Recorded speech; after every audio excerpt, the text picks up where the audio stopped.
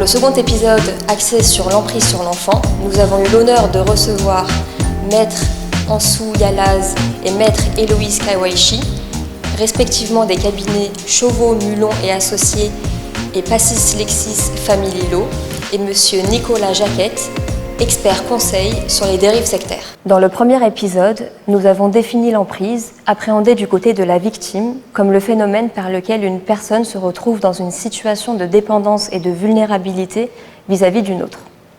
Tous les enfants sont inévitablement dépendants de leurs parents, d'un point de vue identitaire et affectif, juridique ou encore économique. Vulnérables, ils le sont tout autant de par leur fragilité physique et leur insouciance psychologique qui les placent dans une infériorité à l'égard des adultes. C'est d'ailleurs en toute logique qu'ils sont juridiquement incapables jusqu'à leur majorité ou leur émancipation. Mais comment, dès lors, ne pas s'interroger sur la pertinence de la notion d'emprise lorsqu'elle concerne un enfant mineur ? Faudrait-il considérer que l'emprise sur l'enfant n'existe pas, puisque tous les enfants, et a fortiori les plus jeunes, sont nécessairement tributaires de leurs parents? Du côté de celui qu'on appelle le bourreau, l'emprise implique un pouvoir ou une domination sur l'enfant. Par définition, l'emprise se caractérise par l'ascendant moral ou psychologique exercé sur un individu. Or, au sens juridique du terme, les parents sont des ascendants par excellence. Leur autorité est même inhérente à leur parenté. Est-ce pour autant que tous les parents sont les bourreaux de leurs enfants? Assurément non. Mais cette porosité entre emprise, autorité et ascendance ne doit pas conduire à nier la réalité des enfants qui sont psychologiquement ou physiquement dominés par des adultes. En effet, on constate dans la jurisprudence des références croissantes aux termes d'aliénation parentale, de fanatisation des enfants, de toute puissance parentale ou encore de relations d'emprise, de conditionnement, d'influence ou d'instrumentalisation d'un enfant par un parent. Tout cela témoigne de la difficulté à tracer la ligne entre une autorité saine, que tout parent exerce naturellement sur son enfant et qui se dissout progressivement jusqu'à son indépendance, et l'emprise négative et aliénante, dont les conséquences sur l'enfant peuvent être dévastatrices. En droit, la ligne à ne pas franchir semble résider dans l'intérêt supérieur de l'enfant protégé par la Convention internationale des droits de l'enfant et qui est la finalité même de l'autorité parentale au terme de l'article 371-1 du Code civil. L'autorité appartient aux parents pour protéger l'enfant et permettre son développement. Ainsi, l'autorité parentale vise l'épanouissement de l'enfant dans le respect de sa personne, là où l'emprise conduit à son asservissement par des procédés manipulatoires. Si de prime abord l'emprise parentale semblait donc pouvoir se cacher derrière l'autorité parentale, ces deux notions sont en réalité en opposition radicale. Un exemple particulièrement intéressant de cette tension entre l'autorité parentale et l'emprise des parents sur l'enfant est le cas de l'enfant sous emprise sectaire par l'intermédiaire de ses parents. Les dérives sectaires peuvent être caractérisées dans le domaine spirituel ou cultuel, mais également dans celui de la santé, de la méditation ou encore du développement personnel. Il est difficile pour une personne sous emprise d'en sortir, a fortiori lorsqu'il s'agit d'un enfant dont l'esprit a été façonné par les idées d'un mouvement idéologique depuis son plus jeune âge. Généralement, un enfant rentre dans un mouvement à caractère sectaire car des membres de sa famille en font partie, le plus souvent ses parents. Dans l'hypothèse où seul un des parents fait partie du mouvement à caractère sectaire, l'autre parent peut tenter de s'opposer à l'isolement de l'enfant en invoquant l'exercice conjoint de l'autorité parentale. Néanmoins, lorsque les deux en font partie, la protection que constitue l'autorité parentale doit être relativisée. L'emprise d'un enfant, qu'elle soit physique, morale, psychologique, sexuelle ou sectaire, est une notion protéiforme et insidieuse. Les interventions de nos experts permettront d'appréhender ces enjeux en pratique. Ansou Yalaz, vous êtes avocate au barreau de Paris, associée au sein du cabinet Chauveau, Mulon et Associés, et membre de l'Union internationale des avocats. Comment se caractérise l'emprise d'un parent sur son enfant? Alors, le terme emprise suppose qu'on se positionne du côté du parent qui va avoir un certain nombre d'influences sur son enfant. Moi, j'aborderai la question sous l'angle de l'enfant, à l'inverse, à contrario, qui va, lui, se retrouver dans un conflit de loyauté en fonction du comportement de chacun des parents. Je le dis régulièrement et je le plaide même devant les juridictions, un enfant, c'est comme de la pâte à modeler, on en fait ce qu'on veut quand il est petit. Et donc les parents ont en réalité des droits, certes, mais ont surtout un devoir et des obligations d'éducation qui ne doivent pas amener à l'emprise et qui ne doivent pas amener à un conflit de loyauté. Que considérez-vous de la notion d'aliénation parentale? Alors l'aliénation parentale est un concept qui est né au Canada et aux États-Unis, notamment dans le cadre d'enlèvement parental de l'enfant, lorsqu'un parent enlève l'enfant à l'autre parent, à son autorité. Et très rapidement, ces enfants, lorsqu'ils étaient retrouvés, refusaient systématiquement de retourner chez l'autre parent, que ce soit en garde, enfin, en résidence ou en droit de visite. Et des psychologues et des psychiatres ont travaillé sur ce concept d'aliénation parentale, c'est-à-dire qu'en fait, c'est un travail que fait le parent rapteur, vraiment qui rapte l'enfant, les termes sont forts, pour couper définitivement le lien entre l'enfant et l'autre parent. Ce concept a été repris en Belgique, il est arrivé en France également, il y a même des associations qui se sont montées autour de cette notion, pour faire comprendre que le comportement de l'enfant n'est pas normal, on va dire, dans la normalité, et qu'en tout cas, lorsqu'un enfant refuse catégoriquement d'aller chez l'autre parent, c'est qu'il y a là véritablement une emprise, et là il y a vraiment un travail fait par le parent rapteur pour couper définitivement le lien avec l'enfant. Exemple typique, ce qui arrive quelquefois, mais exemple typique, vous avez des enfants, notamment à l'âge de 11, 12, 13 ans, vraiment à cet âge un peu délicat de la préadolescence et de l'adolescence, qui va, parce qu'il faut respecter la décision du juge et que le parent gardien, s'il ne fait pas respecter la décision du juge, eh bien, il risque d'être poursuivi au pénal.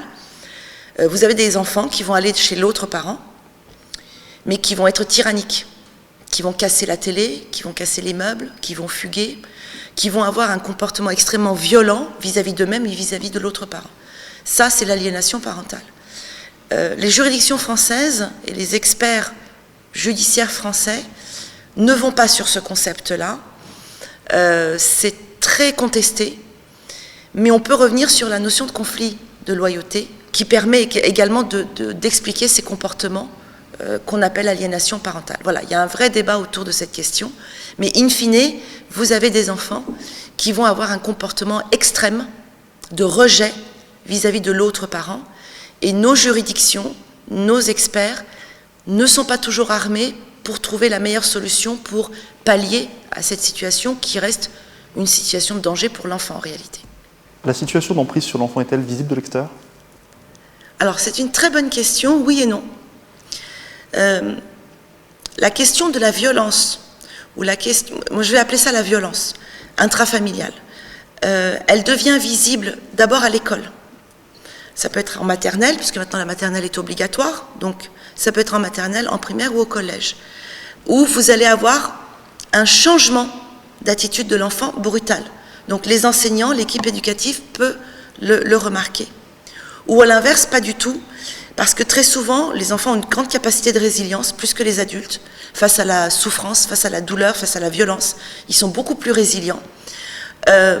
Ils vont avoir, au contraire, un réflexe de se réfugier à l'école. Ils vont être brillants. Donc, je vais dire oui et je vais dire non. Ça va être un peu au cas par cas. Et tout va dépendre de la manière dont les enseignants, qui sont en contact direct avec les enfants du matin au soir, vont s'apercevoir d'un changement brutal, d'un changement soudain, et vont être amenés à se poser des questions sur éventuellement s'il y a violence ou pas, emprise ou pas, aliénation ou pas, on appelle ça comme on veut. Quelles sont les conséquences sur le long terme de l'emprise sur l'enfant? Alors les conséquences sur le court terme, on ne les voit pas forcément, parce qu'ils ont une capacité de résilience assez importante. Par contre, sur le long terme, il y a eu des études par des psychologues qui démontrent que ce sont des personnes à l'âge adulte qui peuvent devenir vulnérables et donc se retrouver avec des personnes qui vont à leur tour avoir emprise sur eux, typiquement le cycle de la violence conjugale qui se reproduit. Et puis vous avez des adultes qui peuvent avoir des signes de dépression assez profonde, donc d'une vulnérabilité assez grande, voire même des comportements suicidaires. Ça peut aller jusqu'à des comportements suicidaires. Donc il ne faut pas sous-estimer les conséquences de ce conflit de loyauté, parce qu'en fait l'enfant est déchiré en deux. Par quel cheminement un parent arrive-t-il à un enlèvement international? Alors, l'enlèvement international d'enfants, c'est ce que j'appelle moi la partie visible de l'iceberg. Ça suppose au préalable que c'est un couple parental qui s'est déchiré à un point où un des deux parents va prendre la fuite dans un autre pays avec l'enfant. Pourquoi la fuite? Très souvent, il y a des enlèvements est-ouest. Et là, on remarque que principalement, ce sont les femmes qui rentrent dans leur pays avec leur enfant parce qu'elles ont été victimes de violences, parce qu'elles se séparent et qu'elles sont isolées et pas intégrées en France. Ça, c'est le premier schéma. Le deuxième schéma, c'est les enlèvements nord-sud. Là, c'est le père qui va enlever les enfants vers le sud parce que la femme, la mère, aura déposé plainte pour violence, aura contesté l'autorité patriarcale, et donc on a un enlèvement par les pères. Mais en tout état de cause, le réflexe du parent qui part avec cet enfant à l'étranger, c'est « je me réfugie chez moi parce que je ne trouve pas, ou on ne répond pas à ma demande ». Donc en réalité, ce sont des personnes qui sont frustrées par la limite que pose l'autorité. En gros, ce sont des délinquants parentaux. C'est de la délinquance parentale, l'enlèvement parental. D'ailleurs, il y a aussi le volet pénal, puisque ça s'appelle une soustraction de mineurs et que c'est puni par la loi, par le code pénal.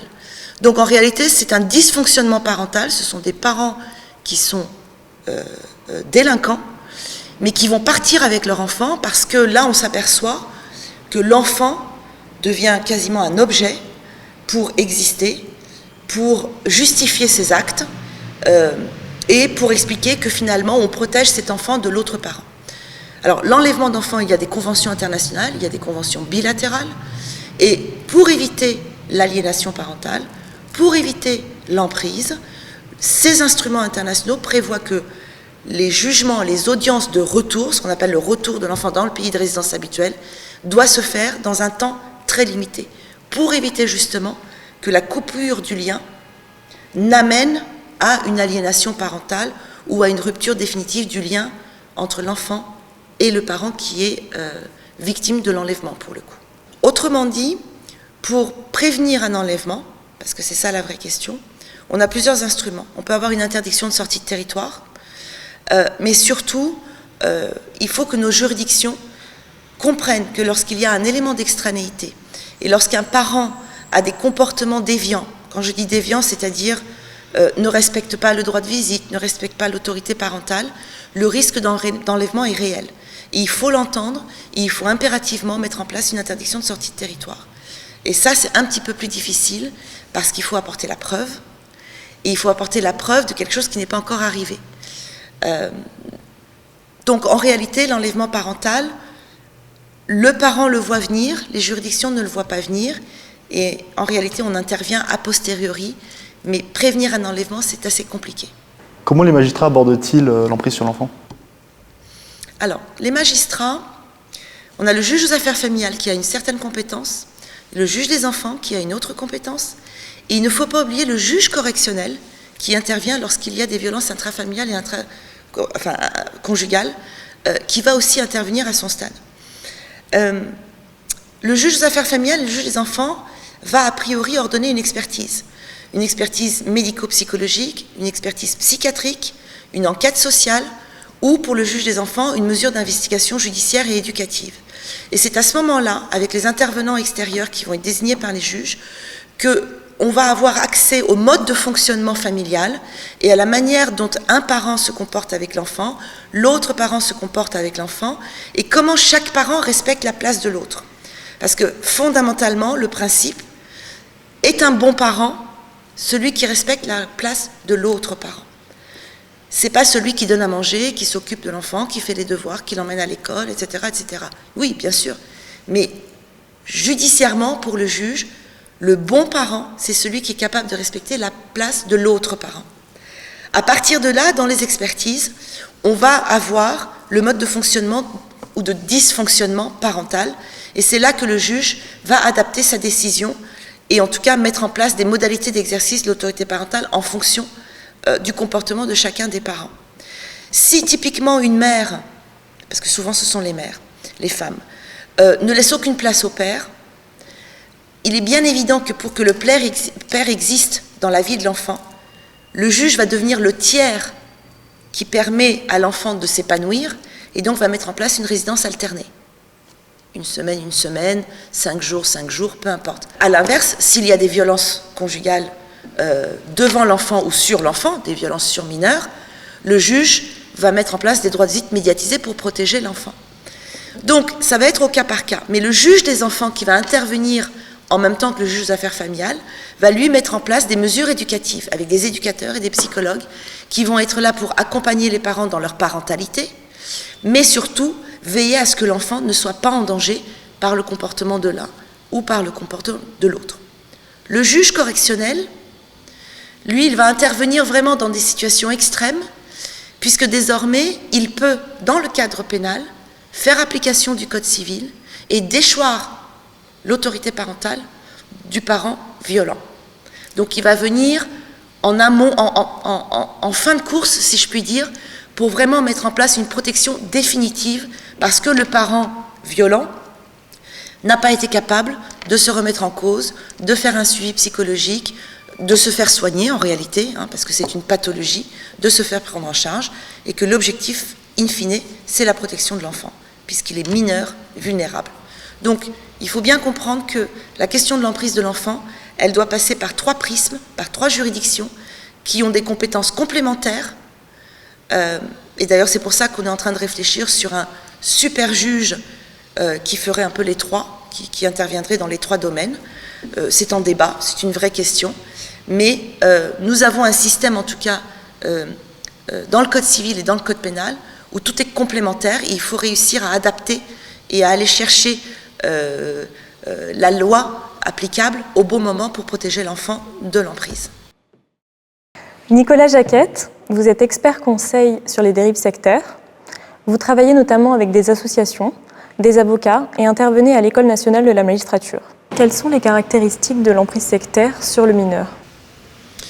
Alors la question des dérives sectaires sur les mineurs, elle est très très importante parce que on a 2 statuts en France sur la question des cultes et des dérives sectaires. C'est qu'un adulte, a priori, a le droit de croire en ce qu'il veut et de rentrer dans un groupe. Après, il a le droit aussi à la protection si jamais ce groupe achève d'abuser de lui et de sa confiance et l'essor au niveau de son argent, abuse de lui au niveau physique et le met en danger au niveau de sa santé ou au niveau de ses moyens de subsistance. Mais lorsque ça concerne les enfants, on a là un cas qui est très particulier, où on a des individus qui sont formatés dès le plus jeune âge à servir les intérêts d'un mouvement. Et là, c'est extrêmement dangereux parce qu'on est en train de torpiller le développement futur d'un individu en tant que citoyen, humain, responsable et surtout autonome pour lui-même et pour son propre avenir. On en fait un outil qui va servir les intérêts d'un mouvement ou d'un individu. Et les moyens de comprendre en fait cette problématique-là sont vraiment importants. Il faut comprendre les dynamiques qui s'opèrent. Pourquoi d'ailleurs les enfants sont-ils un sujet d'intérêt aussi important pour la plupart des mouvements religieux, sectaires, cultuels? Parce qu'en fait, l'économie d'un mouvement sectaire, ou d'une religion d'ailleurs, ce sont ses adeptes. Ces mouvements ne vivent que par les dons en nature, pour la grande majorité, qui sont fournis par leurs adeptes, par leurs suivants. Si vous leur enlevez des adeptes, ils perdent de l'argent, et donc du pouvoir. C'est aussi simple que ça. Et on est sur un marché général mondial du culte qui est d'une grande concurrence. On ne peut pas faire partie de 2 cultes. C'est-à-dire la croyance est quelque chose d'exclusif. Et donc vous avez une véritable concurrence internationale entre les mouvements qui veulent avoir le maximum d'adeptes, parce que le nombre aussi est un argument qu'ils utilisent pour dire qu'ils sont dans la vérité. Regardez comme nous sommes nombreux, quitte à englober d'autres schismes entre lesquels ils sont en fight, mais lorsqu'il s'agit de faire nombre, ils sont prêts à enterrer la hache de guerre.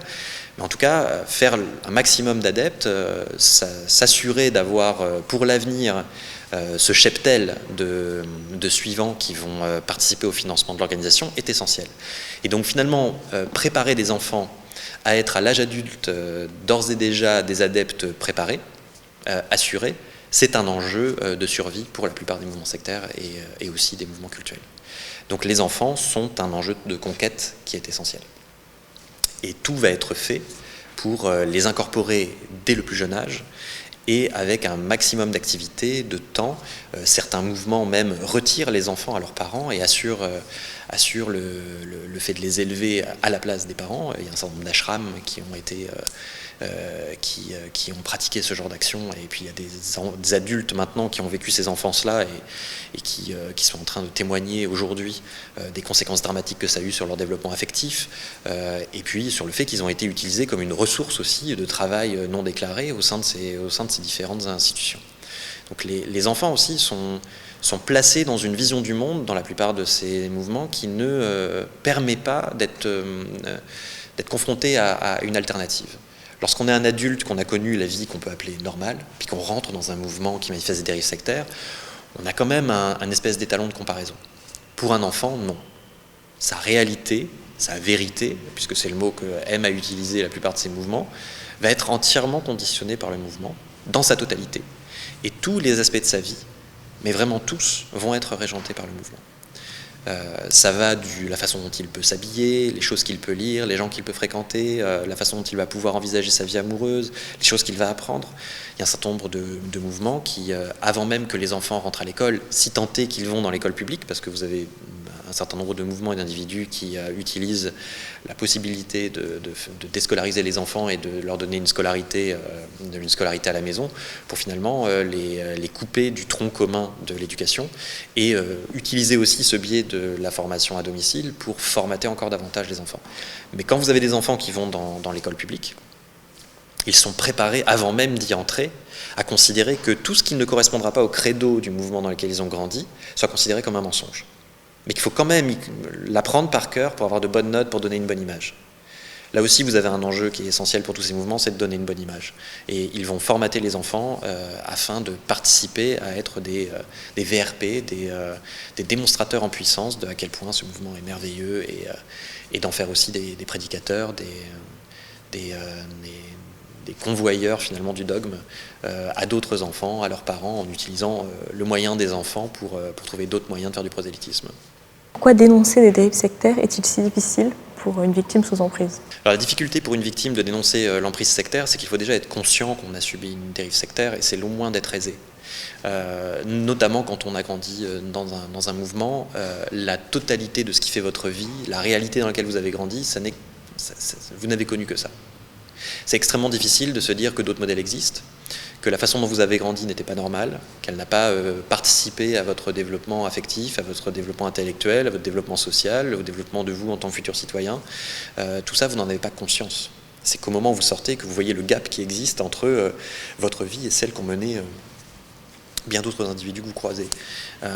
Donc déjà, il faut réaliser qu'on n'a pas vécu une vie normale, réaliser les dommages que ça a créés. On peut invoquer la perte de chance dans ce genre de cas, c'est-à-dire quelle aurait été ma vie si je n'avais pas été dans un mouvement sectaire? C'est une question que peut se poser une victime ou un enfant. Est-ce que j'aurais fait les mêmes études? Est-ce que j'aurais envisagé les mêmes perspectives? Est-ce que j'aurais eu le même conjoint? Est-ce que j'aurais fait les mêmes voyages? En fait, la vie aurait pu être vraiment radicalement différente. La question du bonheur aussi. Est-ce que être dans ce mouvement, y avoir grandi, y être né, m'a rendu heureux? À participer à mon développement affectif, harmonieux? Non, pas forcément. Et rarement, en fait. Puisque si tant est qu'on vit, en fait, pour le bénéfice de quelqu'un d'autre, ça veut dire qu'on ne le vit pas pour soi. Et si on ne vit pas pour son propre bénéfice, on peut être à peu près certain que le bien-être de l'individu n'est pas pris en compte. Donc c'est déjà réaliser ce qu'on a subir, va demander du temps, va demander de l'aide aussi. Un regard extérieur va être nécessaire pour la plupart des victimes pour réaliser qu'elles ont été embrigadées, d'une part, qu'elles ont subi des dommages, parce que parfois elles ne les réalisent même pas, ces dommages-là. Et ensuite, la question de la justice se pose, et elle est très très sensible et délicate, c'est-à-dire vous avez des gens qui n'ont pas du tout été enseignés, ou en tout cas sensibilisés au fait que la justice est pour eux, et qu'ils peuvent la saisir. Dans nombre de mouvements, en fait, la justice des hommes, telle qu'ils l'appellent, la justice civile et la justice pénale, sont considérés comme des outils du malin, comme faisant partie d'une tentative de sape, de manipulation du camp du mal contre le camp du bien qu'ils représentent dans la croyance qui est la leur. C'est très difficile de se sortir de cet antagonisme quand on sort d'un mouvement sectaire ou d'une dérive sectaire. D'une part, il y a la sortie physique, le moment où on décide de se dissocier du groupe, mais après, il y a un long moment de retransformation de l'esprit, qu'on pourrait appeler de la déprise sectaire, où il faut réaliser en fait chaque champ dans lequel l'emprise sectaire s'est manifestée chez soi, dans son quotidien, dans sa façon de penser, dans ses actions, dans ses prises de décision, et réussir à les retransformer en des prises de décision libres. C'est un travail colossal, épuisant, extrêmement mobilisant, très douloureux, qui prend parfois des années, et qui prend souvent des années. Donc déjà, il faut avoir procédé à ce processus-là pour pouvoir s'imaginer même pouvoir se porter en justice et demander des réparations, si tant est qu'on sache lesquelles on puisse demander. Nul n'est censé ignorer la loi. Lorsqu'on est au sein d'un mouvement qui manifeste des dérives sectaires, on ignore tout de la loi. On ignore tout des instances auxquelles on peut s'adresser, puisqu'elles font toutes partie du camp du mal.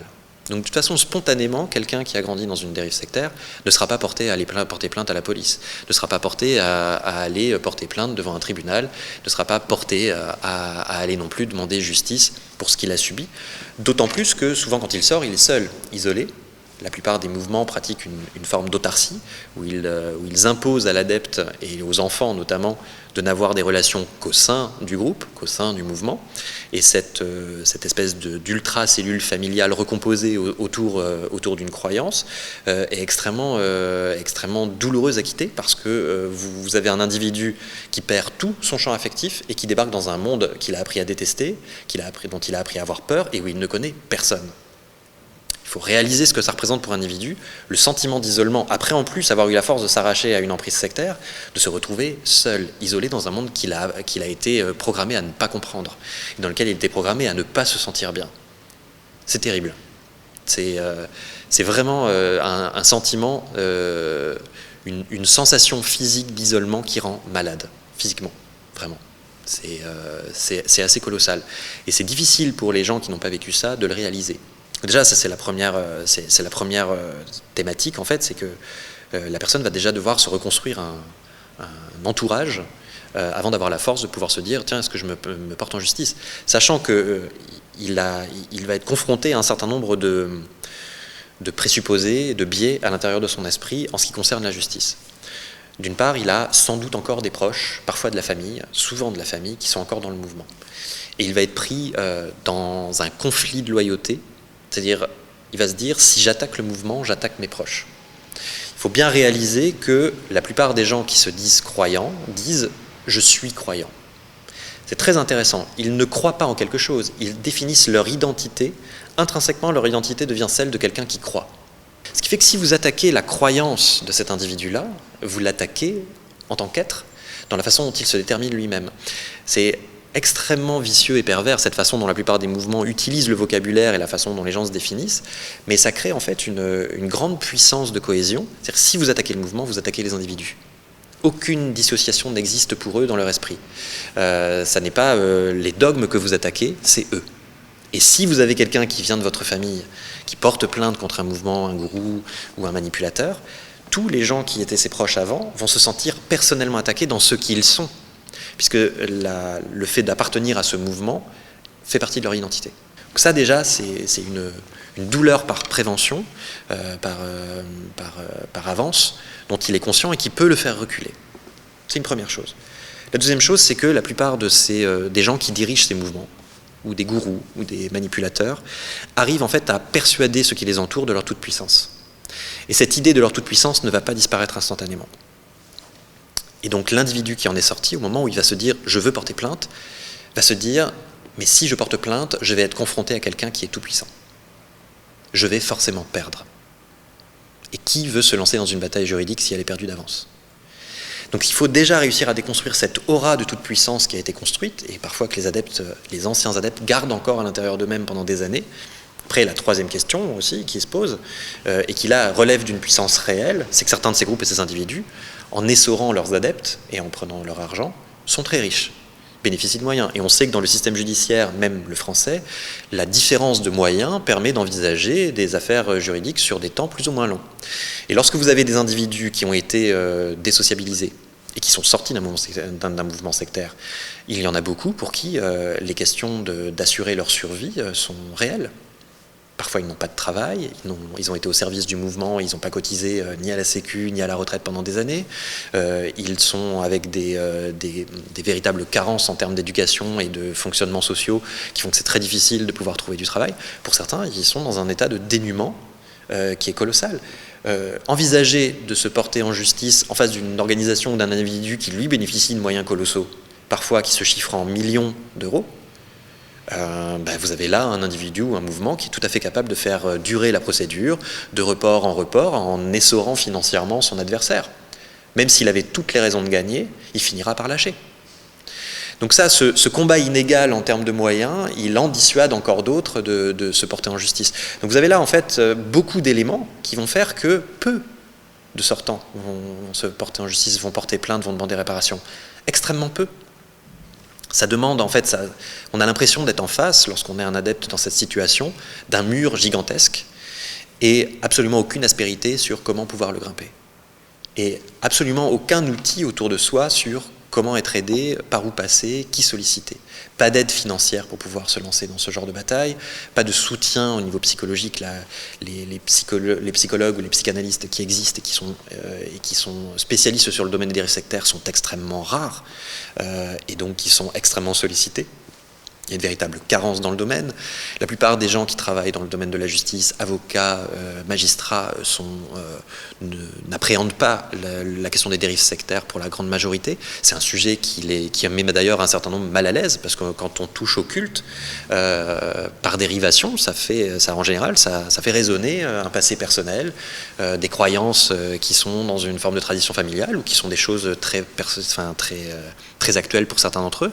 Et vous avez des magistrats, des avocats qui sont croyants, et pour qui en fait la remise en question des dogmes d'autres fait résonner des choses de façon désagréable chez eux et les met mal à l'aise. Donc le domaine du culte est un domaine qui, dans la justice, est quand même très ambigu en fait. C'est difficile à traiter pour ceux qui doivent le traiter, c'est difficile pour les victimes de demander réparation. Donc la plupart du temps en fait, les cas de jugement qu'on voit, de demande de réparation, elles sont sur des domaines qui sont vraiment du pénal, c'est-à-dire vous avez de l'atteinte au bien, de l'atteinte physique sur des gens qui ont été mis au seuil de la mort par des traitements médicaux, ou alors des agressions sexuelles qui sont aussi assez courantes et qui ressortent d'ailleurs beaucoup en ce moment. Vous avez des cas de pédophilie, d'inceste qui sont parfois encouragés par les mouvements ou qui sont dissimulés par les mouvements pour préserver leur image. Et là en fait c'est un domaine qui est un peu plus aisé pour le système judiciaire à prendre en main. On sait comment, enfin, on connaît en fait les mécanismes de ces actions, on sait comment les traiter, on sait comment les juger et on sait quelle peine donner. Pour le reste, ce qui relève d'un individu manipulé, c'est très très compliqué. Comment déterminer même le préjudice ? C'est très difficile à déterminer le préjudice pour un individu s'il a dû renoncer à la vie qu'il aurait voulu avoir. Comment vous déterminez ce que ça vaut d'avoir perdu des années de vie, des années de jeunesse, d'avoir dû renoncer à un amour, d'avoir dû renoncer à un travail, d'avoir dû renoncer à un rêve, même de voyage? Comment est-ce que vous le quantifiez, ça, en termes de dommages? Et comment est-ce que vous en demandez réparation? Moi, je ne le saurais pas. Et je pense que pour la justice, c'est extrêmement délicat comme question à répondre.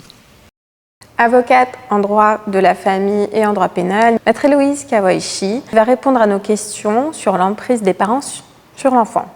L'emprise est difficilement caractérisée matériellement, sa nature est quand même psychologique et justement l'administration de la preuve est très difficile. Comment vous, dans votre pratique, arrivez-vous à administrer une telle preuve ?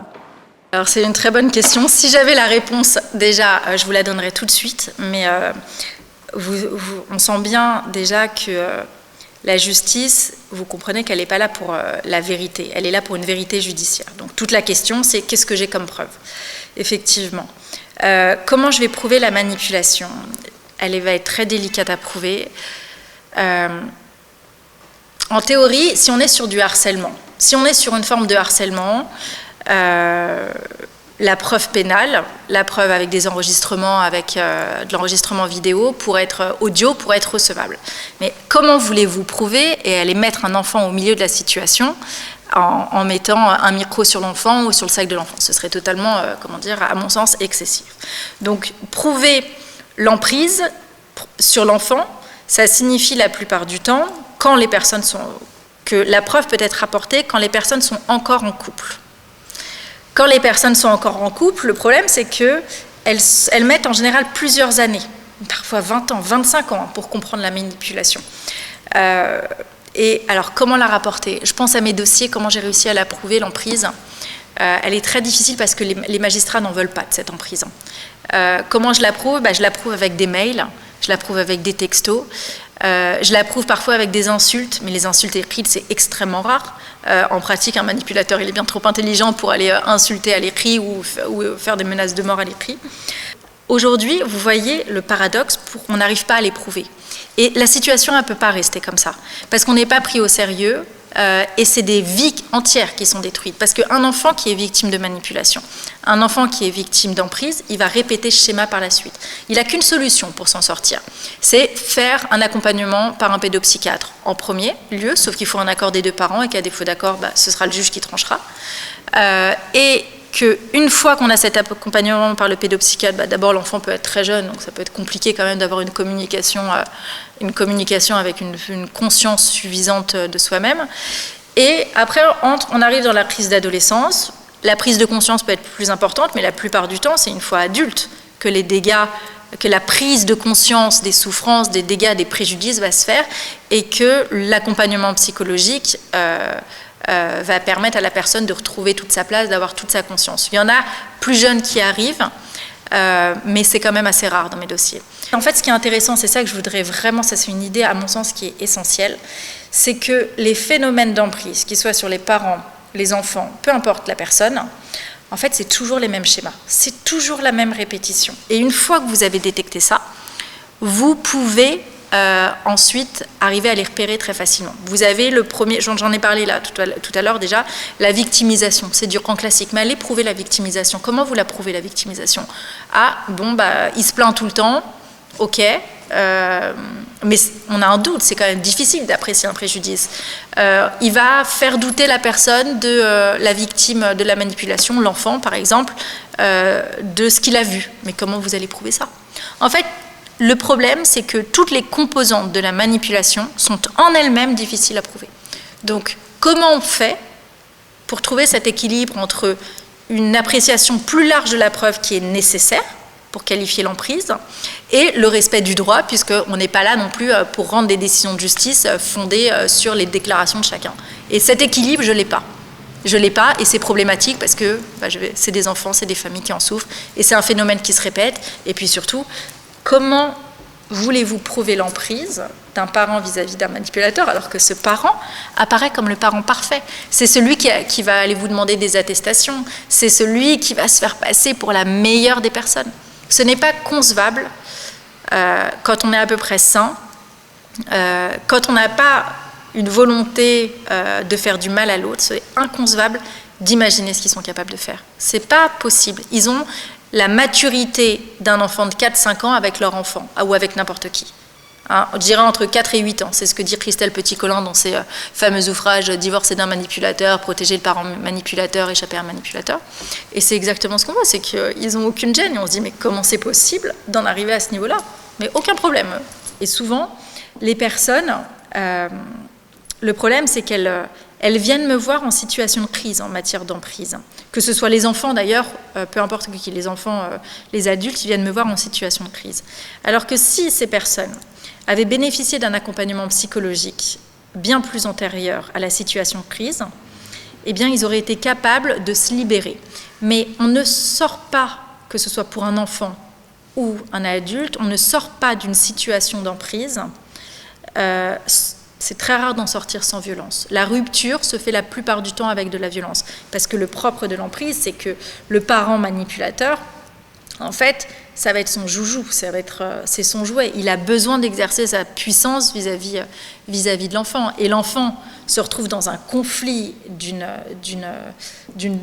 intensité extrême parce que, même s'il a pris conscience que son parent est manipulateur, qu'il n'est pas sain, qu'il y a quelque chose qui ne va pas. D'abord, il va avoir du mal à le théoriser, mais son parent, il l'aimera toujours. Du coup, il va être pris entre l'un des parents, les deux parents qu'il va aimer. De chacun des côtés, on dira à demi-mot, mais tu n'as pas le droit d'aimer ton parent. Comment le parent victime pourrait-il dire à son enfant « aime ton parent manipulateur ». C'est quand même très dur. C'est ce qu'il faudrait dire, mais c'est quand même très dur, parce que non seulement le parent victime doit trouver cet équilibre entre le nécessaire besoin de l'enfant d'avoir des relations avec le parent, manipulateur, et en même temps, il faut le protéger. Et comment protéger cet enfant, finalement? C'est en lui donnant les capacités à mettre des limites, à prendre conscience de la manipulation, à savoir dire non et à écouter ses besoins. En fait, c'est ça l'aide qu'un parent, à mon sens, peut fondamentalement fournir, c'est en l'aidant à se protéger seul. Parce que la justice ne pourra la plupart du temps pas le protéger, que ce soit juge des enfants, juge des affaires familiales, juge pénal. Ça n'enlèvera pas le préjudice, parce que le préjudice, il sera à vie, il sera de ses 2 ans jusqu'au décès de son parent, et même encore après. Donc personne ne peut le protéger à part lui-même, et le parent qui lui donnera les armes pour se protéger. Parce qu'un enfant, aujourd'hui, qui est victime d'emprise, il va répéter ce schéma toute sa vie. Il sera incapable de mettre des limites toute sa vie avec qui que ce soit, avec un collègue, avec un ami, avec des proches. Et donc, c'est ce schéma qu'il faut arrêter. Et pour l'arrêter, il faut d'abord le démasquer. Et pour le démasquer, il faut qu'on trouve comment trouver cet équilibre entre la nécessité de la preuve et l'incapacité des juridictions, globalement, à tirer les conséquences et même à caractériser une emprise. En tant qu'avocate, vous êtes aussi amenée parfois à défendre le parent exerçant l'emprise sur l'enfant. Comment arrivez-vous à lui faire prendre conscience du dysfonctionnement? Comment le défendez-vous? Alors, il y a plusieurs questions. Donc, comment moi je défends le parent qui exerce la manipulation? J'ai pas de problème déjà pour défendre ce parent, parce que c'est ce que je répète tout le temps, c'est que je considère que la démocratie est au-dessus de ma morale, et que ma morale n'est que relative. Mon avis n'est que relatif, c'est qu'un avis parmi d'autres. Si ça se trouve, je me trompe. La vérité, je ne l'ai pas, personne ne l'a, et quelle est l'utilité de cette vérité, je ne sais pas. Après, forcément, il y a un moment, je rentre chez moi et je sais qui j'ai défendu. Et donc, cet équilibre entre la nécessité démocratique et ma morale, il est très difficile à trouver, mais je me suis donné comme guide aujourd'hui de faire primer la démocratie. Donc ça, c'est le premier point. Défendre un parent manipulateur, il n'y a rien de plus simple la plupart du temps. C'est des personnes qui sont très carrées, qui sont souvent un peu paranoïaques, donc ça veut dire qu'ils ont mis en place des systèmes pour avoir le plus de preuves possible. Ils sont très procéduriers avec des mails absolument parfaits. Donc il n'y a rien de plus facile que de défendre un manipulateur, sous réserve qu'il y ait quand même un certain degré d'intelligence, et en général l'intelligence va le plus souvent de pair avec la manipulation. Après, c'est pas parce qu'ils sont faciles à défendre qu'ils vont nous écouter, c'est toujours la même chose. Donc même s'ils ne nous écoutent pas, dans ce cas-là, on ne peut rien faire. Sur la question de savoir est-ce que je peux lui faire prendre conscience, comment lui faire prendre conscience, en fait, c'est pas mon rôle de lui faire prendre conscience. Moi, je considère que c'est pas mon rôle d'aller juger un être humain et de lui dire, je pense que vous êtes un pervers narcissique, expression, très critiquée, je pense que vous avez besoin de vous faire soigner. Clairement, je serais incapable de dire ça. Parce que la plupart du temps, on le sent, ils sont dans une incapacité à se remettre en question. Accepter leurs erreurs, c'est accepter qu'ils sont faillibles, c'est une destruction psychologique pour eux, c'est un effondrement.